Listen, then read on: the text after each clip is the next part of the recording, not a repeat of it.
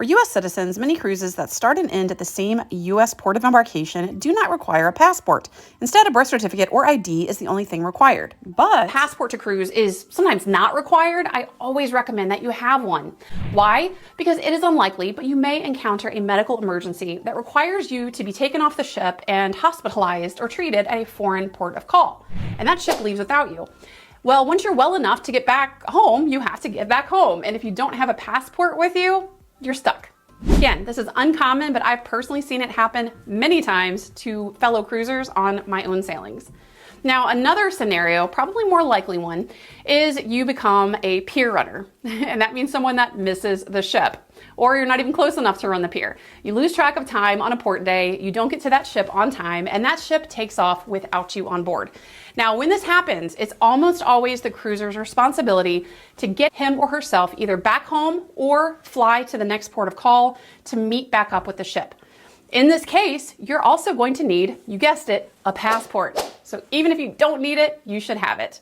So another common question and misunderstood issue is whether or not cruisers who are sailing with their passport should take their passports with them to shore on port days or leave it back behind in the stateroom. My advice, leave it behind, and I'll tell you why. What I personally do, I always bring a copy of my passport and a valid original government-issued ID with me on port days, and I leave that passport back in the stateroom safe.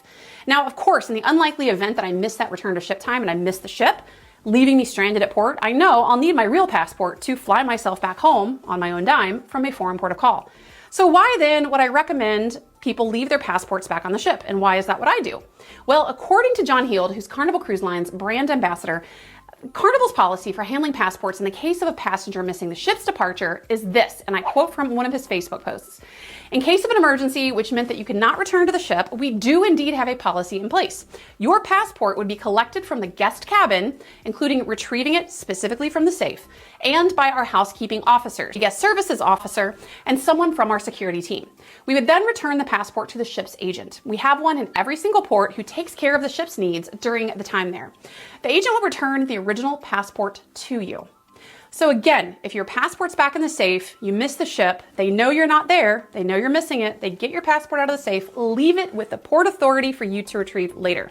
Because of this policy, I know that in the unlikely event I get left behind, I'll be able to get my passport from that port agent and then use that to fly back home. That's why it's important not just to leave that passport behind in the stateroom, but to specifically leave it in the stateroom safe, which is always good practice anyway to ensure that it stays safe and secure. Now, some people get super anxious at the thought of leaving their passport behind when they're in a foreign country, even knowing the cruise line policies.